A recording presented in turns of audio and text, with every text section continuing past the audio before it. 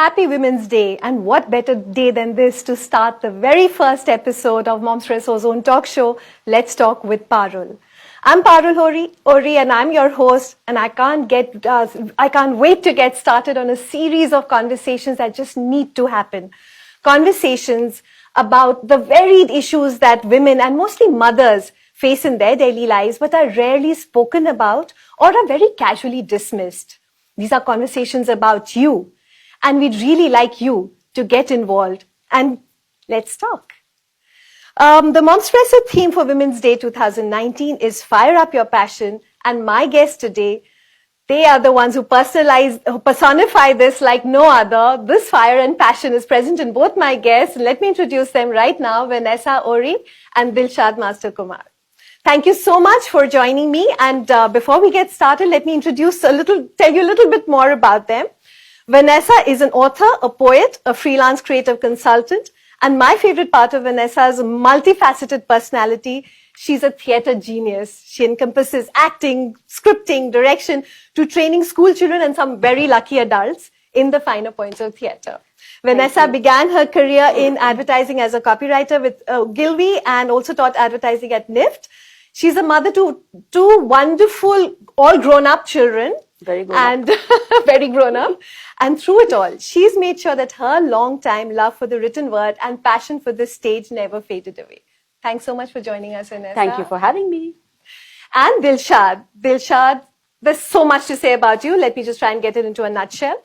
Trekking to Everest Base Camp 8 weeks after a major surgery, being the only woman to lead a trek to the Siachen Glacier, surviving cancer, motivating people to think beyond the physical limitations they've imagined for themselves. In a nutshell, Dilshad firmly believes that one should reinvent themselves often enough, and in the past 30 years, she has done that 4 times already. Yeah. Her then was being a part of the pioneering teams in the Indian television industry, and her now is heading marketing and business development at MHE Adventures, one of the pioneering adventure travel companies in India. Dilshad is mom to an adorable 7-year-old daughter. Thank you, Dilshad. Thank you also for joining us. Thank you for having me. So we believe that Momspresso, the main objective is to inspire the woman in every mom. And Let's Talk is going to be a propelling force in that particular objective, towards that direction. Today's conversation is a huge part of a woman's personality. We're going to be talking about why women do not follow their passion. And I know you both have a lot to weigh in, but just to set the context, we have been talking to women on the Momspresso page this entire week. Our theme for the Women's Week has been Fire Up Your Passion. And we've got a lot of feedback. We've got different perspectives on what women feel about passion and how or why they should or should not follow it. But I'm going to get to those stories later. Let's start with your stories. So, Vanessa, for you, passion has obviously been a very integral part of your life. Tell us something about that. Okay, so when it comes to passion, I have various passions. Theatre is one of them, writing is the other, art is the third. For me, I feel that had I not, encouraged this passion of mine to grow, I would have been a different kind of person. So for me, other than the recognition or the, that little pat on the back feeling that you get, other than that, I have met the most awesome people, and I've created the most awesome relationships because of these passions. I even met my husband when we were doing a play together, right? And we still do theatre together when he gets the time. And even with my kids, I think I bonded so much with them over this passion that I have. So, and I've made the most wonderful friends in the theatre circle and the writing circle, everything. So, it is a part of your personality. It's not something which is separate and which you have to take time out for and think about. It's just inherent, right? Absolutely. So, the whole thing about taking time out, I feel that, it's, why do we make a big deal about it? I think, the busiest people are the people who always have the time to do more. Right, I actually feel that, right. So it's this thing about I don't have time is nonsense. Everybody has time. You just have to learn how to prioritize it. Right. We hear that so often. And if you don't have time for yourself, then just go lie down somewhere and bury yourself, please. Dilshad, what's your take on this? Passion in your life, what is its role and relevance?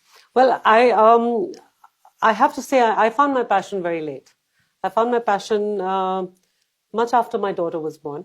Right. And I was working in television. I worked there for 23 years. I worked 16, 18-hour days. I had no passion. I'll be very clear about that. But it's been almost 10 years now. And the mountains are my passion. The rivers are my passion. Trekking is my passion. Getting other people to get off their butts and walk is a passion.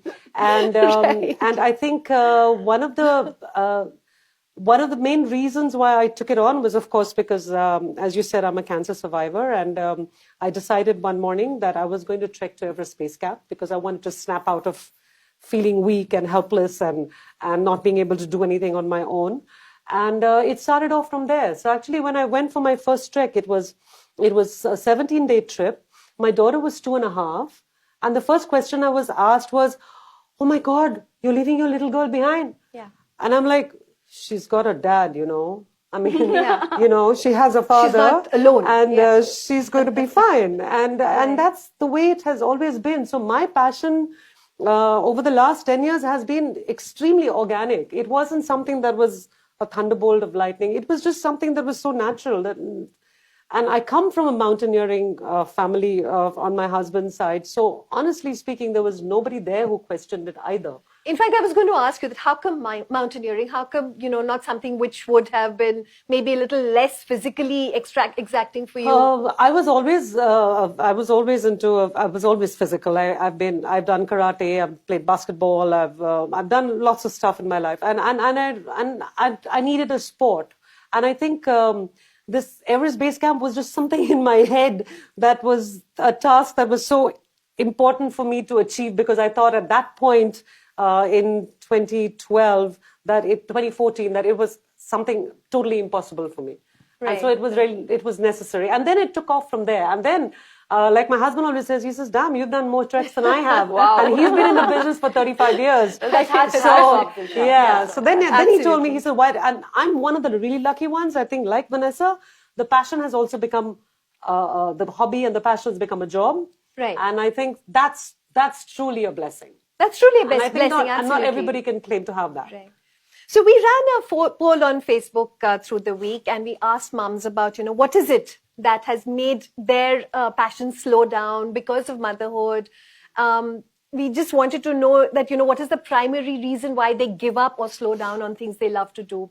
And more than 83% say it's because they're too busy with kids and family. So I know you mentioned this about, taking out time for yourself is not really a problem. Make it a part of you. When they have really, and I know your example is also a great one because you've done everything that you did starting when your daughter was really little. Yes. A lot of feedback that we have got is, it's based on guilt. This whole guilt of leaving the child alone, of, not being there for every single second. How do you think mothers should deal with that guilt? Vanessa, let's start with you. Okay, so to start at the very beginning, when I first became a mommy, I have to tell you, Parul, I was a complete hands-on mother. So I was working with Ogilvy at that time in Kolkata. And I had decided that I would definitely go back to work. Right. After my son was born. So he's 27, will be 27 at the end of this month. So that was my plan, that I was going back. Right. And then I took my maternity leave, and I had a very supportive mother-in-law, a very supportive mom, a very supportive husband, and who told me, go for it, go back. But I think I quite fell in love with being this mommy and this. It's very easy to fall into that zone. He was a good kid, So I actually went back after my maternity leave and said, I'm quitting. All my decision. Again, I had that luxury because I was in copy, creative, to do stuff on my own. I never stopped doing stuff, right? So what I quit was the 9 to 5. Right. But, barring those first few years when maybe the first year or so, but I continued to do stuff. I was freelancing. I set up a sales promotion agency with somebody else. And I had my daughter 5 years later. Right. So there was always stuff happening. Theatre was not happening then. Theatre happened much later. I had done theatre before, in your earlier college time college and post-college you know, also, yeah. Actually, it started when I was in the 12th. And then it happened when we moved here. Okay. But I have always been doing it. So that time thing didn't really bother. I did find the time. You found the time. I found the Right. time. I found Yeah. the time to do other stuff Right. because, and again, I know you did mention about that whole reinvention thing. Yes, absolutely. That's So the I'm other sure angle. Dilshad will talk about it later. But for me also, I have done various things in my life, and I feel that is it's the survival tool for women Yeah, today. You have to absolutely. reinvent Yes. yourselves. Absolutely. You cannot, if you were a banker and you know that going back to a banking job is going to be difficult if you want to, manage home and hearth and all that other stuff, then reinvent yourself, find something else. Yeah, But just absolutely. don't stop and say, I can't do anything, Exactly. So Absolutely, I think, and reinvention, Dilshad, let's talk about that, because I think you're the best person to really give us a little bit of an idea about, where do you find something that you're interested in? Do you just go looking out for something? Does it come to you? Because I know a lot of women have said that we don't have a passion to rekindle, and I'll come to that. But first, I'd like to hear from you. I'll just address the guilt part for one. I just wanted to just say one thing over there. And I come from a family where my brother and I were brought up as absolute equals, total equals. So there was, I think, the guilt. And if you look back, it comes from mothers telling their daughters, this is the way you should be. You're so true. You're the caretaker. You should be taking care, or make hot soup for your brother. That never happened in our house. Right. It never happened in our house. We were absolutely equal. And I think one of the things that I would, if there are young moms watching, I would say that be that mom. Absolutely. Right. And then 25 years later, your daughter's going to bless you for it. Yeah. Be that mom which Your does not daughter-in-law, do not make your daughter feel guilty for wanting to follow her passion. No, you can't go, you can't come back by 2 o'clock. No, stop it. Yeah. Make the arrangements around her to be able to allow her to do what she wants. That's Absolutely. one. Great. And reinvention, I'm all for reinventions. I used to quit my job every 5-6 years because I used to burn out. When you're working 16, 18 hour days, you can't carry on for that long. So every 6-7 years, 8 years, 5 years, I have quit. And when I quit, what did I do? I picked up my bag. At that time, I wasn't married, and I traveled.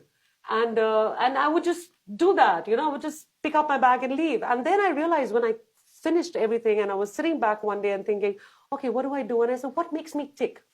And I realized television makes me tick. I've done it for 24 years.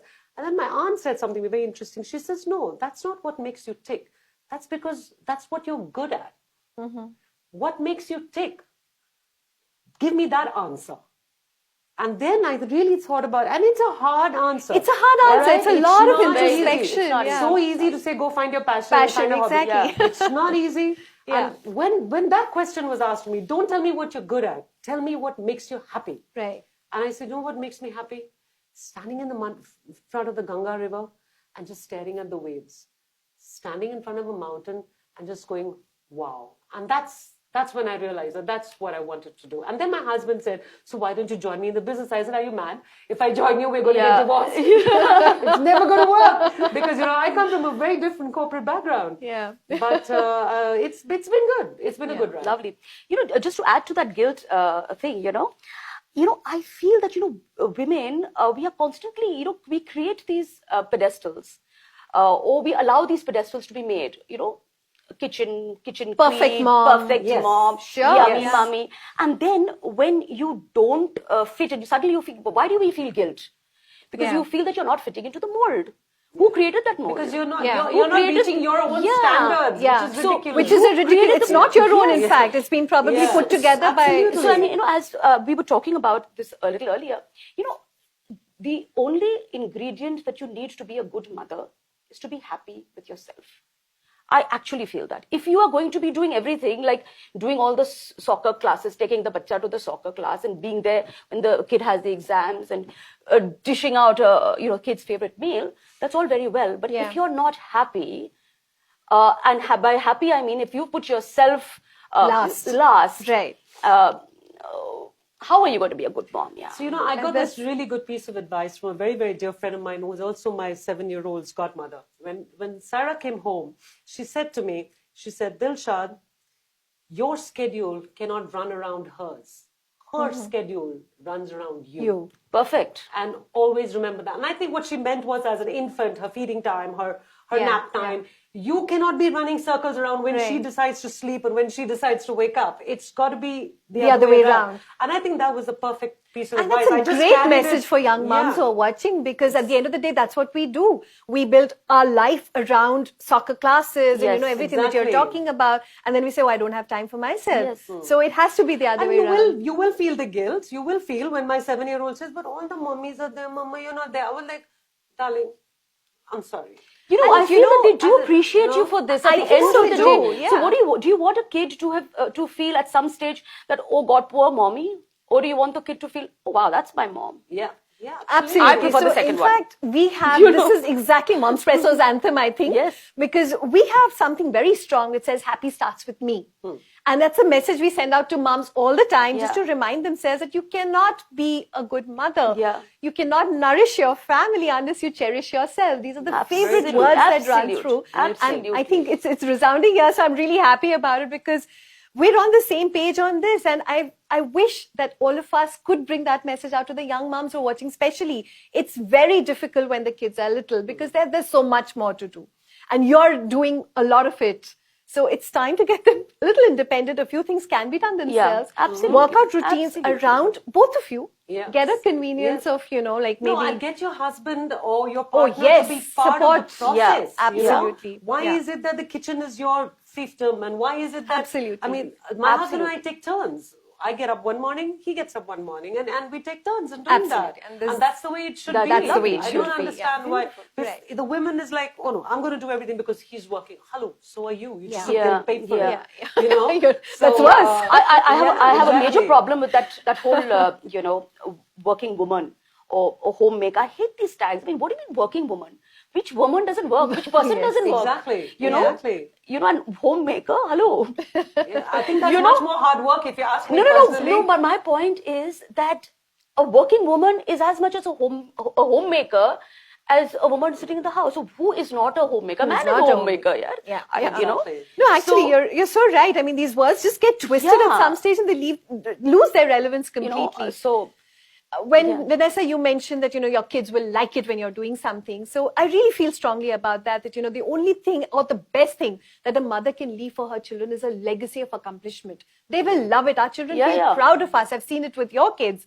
And I know that it's such a strong feeling of accomplishment for themselves that, my mama does this or my daddy does this. And mama more. Absolutely. Because mamas have definitely got this, whole position of strength over there. Absolutely. I'm going to refer to one of the blogs that came in, which we love. Preeti Warrior wrote about, I don't have a passion to rekindle.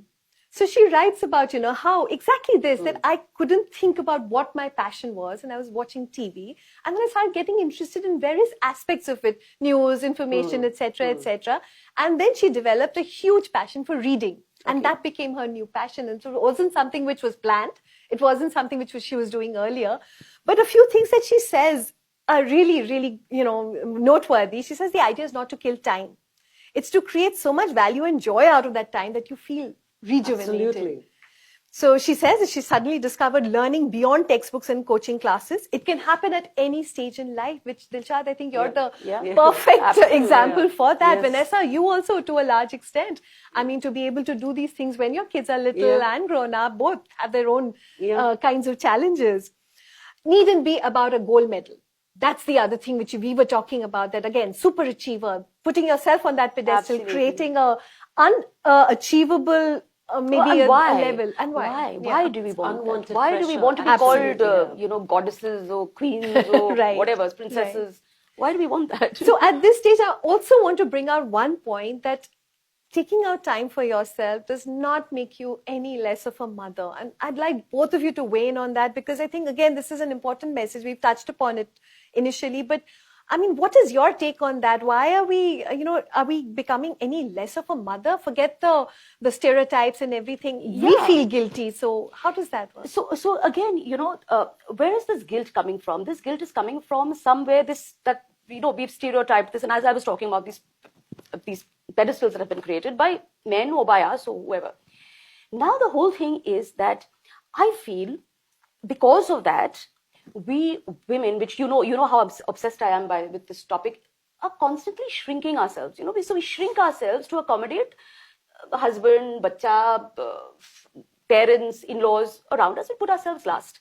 Let me just interrupt and say Vanessa has written a fabulous playlist on this topic, and we've seen it, we've been part of it, and it's a very, very strong message. Sorry for interrupting you, Vanessa, I just had to bring that out there. So there was this playlist that I wrote, which was called In My Daughter's Eyes, and this theme has really obsessed me. So it was this shrinking theme. And then I also carried it forward in a short story, which has been published recently called The Deluge. So this whole thing about shrinking yourselves, so you do it. And I think we are all guilty to a large extent of having done it at some point. I know I've done it, so we do put ourselves last.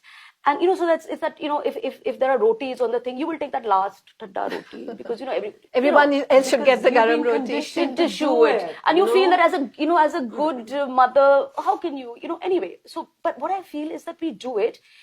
The problem is that at some stage, when your daughter wants to do it, how are you going to feel about it?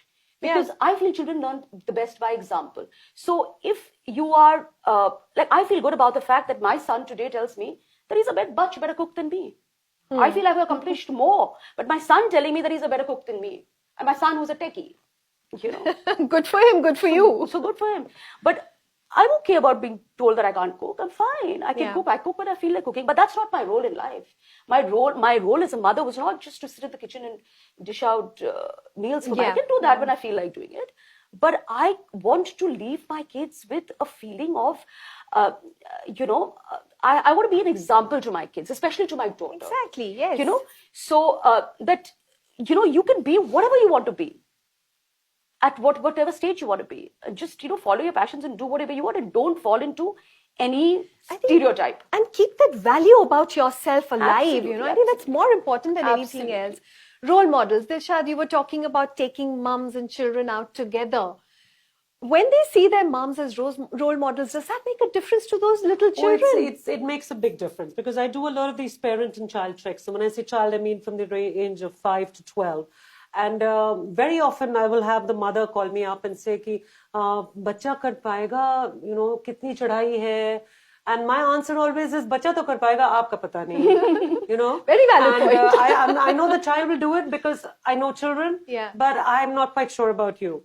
And I think it's really important because this kind of trips are an eye-opener for both sides. Because once you've accomplished this whole 3-day, 4-day trek, and the child goes, Mama, I didn't think you could do it. And so Mama's swelling with pride. And Mama's thinking, I was sure my 5-year-old wasn't going to be able to do it. Okay, wow. So I think both ways it works. Yeah. And this thing about guilt, I mean, when I come back, I'm heading out again in the month of May on a long trek. And my daughter looks forward to the photographs. Mama, did you see a yak? Mama, did you see this? Mama, did you see a musk deer? Yeah. Show me the photo. How exciting is that? Yeah. And I said, you know what? I saw it was so close. It was so close. Yeah. I mean, I'm showing her the photographs and she's like loving it. Then I get her these little stones and she's got this nature box and she's got, porcupine quills and she's got, this stone is from Everest, this stone's from Siachen, this stone. Wow. So she's collecting her little nature box, Yeah, lovely. And I think it's, if you can pass on your passion to your child, great. But if you can share it, even better. And again, happy woman is a good mother. Simple. It's very simple. So part of the contributions that came in were these fabulous pictures of mums following their passion. And one of them was, a lot of them in fact, of mums working out with their children on their backs or hanging around, helping them work out. There was this mother with a little baby in her lap, putting mehndi on somebody else. That's her passion. She's made sure she's not stopped. I think that was absolutely fabulous. Lovely. Another great little piece of inspiration which came in from the contributions, we asked people about who is that one person who inspires you to fire up your passion. So, of course, we got the regular inputs of friends, husband, mom, father, sister, Sushmita Sen. But what I really liked was when people said myself. Lovely. Neha Singh says, I am the power to kindle the fire inside me. Absolutely. Very Absolutely. nice. So it starts with us, right? It starts with you. Absolutely. I also loved it when somebody said a group on Facebook. So, And also when people said my son or my daughter. So again, it goes full circle. So you inspire them. I would say my father-in-law. Okay. because my father-in-law, when I went for my first trek, I asked him, I said, will I be able to do it? And he said something to me I will never forget. And I've told this to so many of my clients and my friends who have come trekking with me. When the body gives up, your mind will get you there. That determination. Lovely. And that's got nothing to do, you have to understand, it has nothing to do with the physical part of what I do. It is all about you here. Yeah. And this goes for anything. Yeah, it goes for anything. It goes for the guilt. It goes for the ability, I need my 8 hours of sleep. No, actually, you don't. You can do with 7 hours and use that 1 hour to exercise, and get even better 7 hours of sleep the next day. So I think that I've found my inspiration from several, my dad, my father, my mom. My biggest inspiration is the fact that my family doesn't think it's weird that I disappear for 20 days. That's great. Brilliant. And when I say disappear, I mean disappear. No phone, no network, no Facebook update. No, nothing. There's nothing for me to send. Which very much is what happens when you're doing a play. Because, your life is on hold for a whole chunk. Yeah. I can completely, understand that. And also, this. So, when you talk about this whole. This passion and wanting to do it, there are so many things that we need to just sort of hold on to and, make it happen. I mean, there will always be those obstacles in front of you. There's little monsters telling you that don't do it. But the idea is that if you really want to do it, do it. When it comes to this, I loved that somebody said this thing about yourself. Yeah, I'm my own hero. I do think so. In one of these, this short story that I've just written, again, when I've dealt with this whole shrinking theme. So I've used in that story the rain, which is the deluge, as a metaphor for the power that every woman has within her. So the power it can either shrink you or it can grow you. But you have that power, so you don't blame anybody. You don't blame husband or kids or in-laws or... There's no blame here. Time is normally the biggest... the time is the biggest culprit.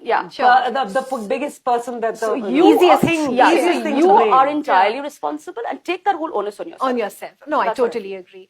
And I think this is something which I have gone through myself. Having had some kind of a passion or at least an interest in theatre all my life, I never had the guts or even the inclination to do anything about it. And it was only when I met Vanessa and the fabulous team that they are, that I actually said, okay, it's now or never. We've seen the Parul growth. Which is why I'm here today, which is why I'm able to do this. I'm able to talk to you, bring out my opinions. Because one of the things theatre did for me was to make me want to get my opinions out there. I didn't bother about that before. I didn't want my voice to be heard. Now I do. I have something to say. I have an opinion and I want everyone to know about it. And when we do those theatre productions, and we're talking about time, you say you disappear for a month, for 20 days or whatever. That month of February used to be sacrosanct and my family knew it, even when the kids were little. Absolutely. Nobody had a problem with it. So this whole thing about, again, to come back to this, so we had, I think, done, so In Your Daughter's Eyes was done, I think, in 2013. It was a playlet then. And in the following year, that was, so the end of 2014, when we were getting ready for the 2015 production of Women's Day, I had decided again that I felt I couldn't do it because it was my daughter's board year, and the guilt of being away from your daughter. How could I do this? I mean, I had to. The production is in March, and Feb is a crucial month, and possibly the 8th of March is going to. She's probably going to have a board exam on that day or whatever. So I decided that I will not do this. It was my own decision. So then my son is visiting from the US and he says, Mom, so what's your Women's Day production this year? So I said, well, I'm not doing it. He said, why? So I said, because of Ravia's exams. So he looks at me and he says, okay, so you can give other women lectures about shrinking, but you yourself are going to shrink yourself. So I said, nice fun. Well brought up boy. Oh, absolutely. So I went back very sheepishly to the team, and I told them, I said that, listen, I think I'm game, let me join and let's do this. Yeah. And then we actually did start. But then, of course, I told you there was a personal tragedy and I lost my mom, and my mom was battling with cancer, and, it was the last stages. So we eventually didn't do it for that reason, but not because I was shrinking myself. But see the message you sent to your daughter when you took that decision. Yeah. Because the message you sent to your daughter is If you're going to do your exams, it is you. It's your problem. responsibility, and you're going to do and don't it. expect. I know because I remember my mom would come with this big. In those days we had this big jar of coffee. Yeah. And she would put it on the table and go, study, huh, beta? Yeah. And she's gone. I'm up till 2, 3, 4. Absolutely. I was 15 in my 10th standard boards. Nobody sat there in front of me. And I was so worried because, again, I was not around. Eventually, I was not around because I was going up and down between Kolkata and Gurgaon. I was not there for her for a chunk of the time, but she did very well. Yeah, and you know that you leave them, let them do it. They have to stand on their feet, and they'll make you proud, and they'll they're going to feel so much better about it. Totally. Rather than you having held their hand and make them get those great marks. Yeah. So but they will not get it if you're going to be holding their hand all the time. That's even if they do, Parul, even if they do, it will not come with the same confidence, same achievement, the sense of achievement. Yeah, it's better to get a 70. Having done it on your own, than a 90 where you are handheld throughout. Yeah, that is my way. How will you sustain that? Absolutely. Dilshad, when we're talking about excuses, I think you had the best excuse, having gone through cancer. Yeah. But you made that your reason to get out. Yes. And, whatever, you converted that, you really created some power out of that. I think that's a great message to send out. I really thank my cancer. I think I would have been a very, very different human being if that hadn't happened in 2012, because it made me a completely different person. And I'm not think of a more positive person. I'm not talking about it as a spirit. I mean, life is so short. I'm not talking about that kind of. Yeah. It was, for me, it was more. It changed my track. It gave me a lot more confidence in myself, in my own abilities, and one of the things that it really taught me was, and I think every woman needs to learn that, is to say no. Yeah. You need to learn. Yes. My father taught me this. He said, darling, you're going to be a nutcase. Because I remember when I was working for 16, 18-hour days, he was like, you're going to be a nutcase if you don't learn how to say no. Yeah. And I never learned it at that time. I learned it after my cancer. So, when people are putting demands on your time, on your pressure, when I say people, I mean job, office, child, husband, mother-in-law, mommy, daddy, anybody who's around you. You have to learn to say, listen, I'm really sorry, but I can't do that. And the interesting part is you should learn to say that. Yes. The men are saying it already. Yes. Why are women? Why is everything yes? Everything is yes. Yes. It's so eager to please. No. Learn to say no. Absolutely. And I think in the long run, even for a relationship, I think it's so much better. I mean, when we keep talking about equal footing, etc., etc. But in a relationship, it can only be a good relationship if it is an equal footing, So why would you be always, yes, I will do it. Okay, fine. Why? This is what I like to do. This is what you like to do. Let's do it. Let's do it together. Maybe together. Let's do it together. Yeah, absolutely. So which brings me to this point. Again, we're talking about, since we're on the equation and the gender part of it, that why is a woman's passion taken as an indulgence, whereas a man can just pick up his golf bag and go, and it's like, it's his routine. Anything on that? Good question. Again, I think it's sort of connected to that whole that public perception, the cultural structure. That whole. But the thing is that I feel it's a very individual thing. I think you have to make. So, for instance, now, if I'm taking time out for theatre, which is not really my job. It's not a livelihood. I don't make money out of it. Yeah. But if I'm taking time out for that. It's giving me a lot of joy, etc. I need my husband to understand that, and thank God he does. Because if he didn't, that would be terribly sad. But so it's okay. I mean, even if he has for instance, if he has an important do that he needs me to be at, say any corporate do, which does happen sometimes, and I need to be somewhere else because of this so-called passion of mine. He would understand that I can't be there. Yeah, absolutely. He would understand. Just like you have understood a million times because when he couldn't be there. He would understand, and I know he would understand, and that's what makes a relationship good. But if he's going to put like corporate wife, and you need to come, well, sorry, that not happening. Dilshad, battle of the sexes, as far as passion is concerned. I think we make a big deal about it. Just go ahead and do it, and let the rest of the world around you get used to it. Let it all fall into place. Like I said, mine was so organic. It wasn't as if I pushed my way through or fought my way through or had to sit someone down and talk. I just did what I wanted to do, and everybody else kind of fell in place. And I think I really didn't have to fight. I've never had to fight. But Disha, do you ever. think, I think it's coming from somewhere, the fact that we've got supportive husbands? Absolutely. You know, so I think a little absolutely. round of applause to the husbands. sure. I mean, I think all three of us. Oh, I think, you know. absolutely. And on that But note, then and, on that note, but if you take the The flip corollary, side, your yeah. husband is a corporate man. Yeah. He has a supporting wife who Yeah. happens to come there Totally. as the Absolutely. wife on his shoulder for a corporate do. And also I mean, somebody it who works would both ways. who would take on the whole home and hearth and bachas and issues with Yes. bachas and all, Right. so Both so that he can sort of fly. Absolutely. Yeah. So Maneet Gulati Ahuja is listening into this conversation, and the first thing she said was, I want to appreciate the men in my life who've always been there for me, supported me in whatever I want to do. So Women's Day, yes, of course. But Yeah. of course, we're all part of the same Yes. world. We're all part of Yes. the same superstructure. Absolutely. So men are important. Please believe that, all of you men who are watching. So. Yeah. Okay, we're getting a lot of lovely comments, a lot of supportive comments. I think everybody's really enjoying this conversation, as they have been enjoying putting in comments, pictures, videos. We've had so much come in about passion. How nice. And please continue to do that.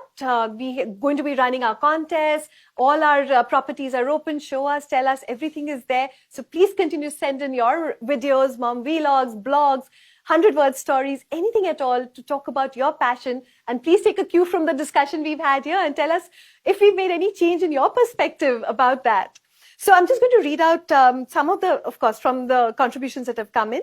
So we had Jyoti Bhandari, who says, I just want to experience all the creative works in the world. I feel like a small kid. I think that's the best energy to get inside you. Lovely. Where passion is concerned, you have to feel like a kid. Yeah. Smita Rudranarayan Chaudhary puts up beautiful pictures of a flower garden, flowers, and she says, look carefully, you will definitely see my heart and soul. Oh, how nice. We love it, So pretty. Smita. How Thank nice, you. how nice. Most of them are self-taught. Most of the people who put up something have been watching videos online. They've been asking people. They're self-taught as far as their passion is concerned. So even if they're not doing it professionally, it doesn't matter. Like we said, the idea is Absolutely, it doesn't matter. It's just creating do value something. for yourself. And you did say somewhere, I think somebody said that I don't have a passion. Yes, yeah, I that don't too. think it is possible to not have a passion. You'll find it. You have to be you have to have Yeah. a passion. You could be literate or illiterate Yeah, or whatever, yeah. but you have to. My maid has a passion. But everybody has a passion. I Right, mean, I don't right. think it's possible. And if you don't have one, then you please cultivate one. Vedika, you brought up this point. Urban women have the education and awareness to take a stand, make a choice, but how can we make women from rural parts to make choices for themselves? Yes, of course, lots of constraints over there, but I think it is going to be a trickle-down Yeah. effect. It has to start.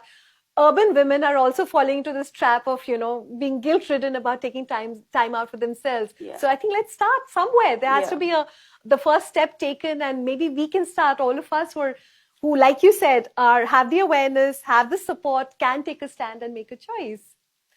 I think this is just a conversation which can go on and on. I'm enjoying it. I'm loving it. But time constraints and everything. So I'm going to just put a close to this right now. And I'm going to thank you, Vanessa, and you, Thank Disha, you. Thank you for for having joining us. me. Thank you Two so much. wonderful Thank people you. with so much fire, so much passion in them. And I'm feeling inspired all over again. And thanks for making the first episode of Let's Talk with Parul such a great, interesting Karen. session. Enjoyed it. And we're Thank going you. to talk more. Yeah, we're going to continue this discussion offline. So maybe the cameras can follow us or something like that. But please remember, these discussions, these conversations are all about you. So join us and let's talk. Thank you for watching.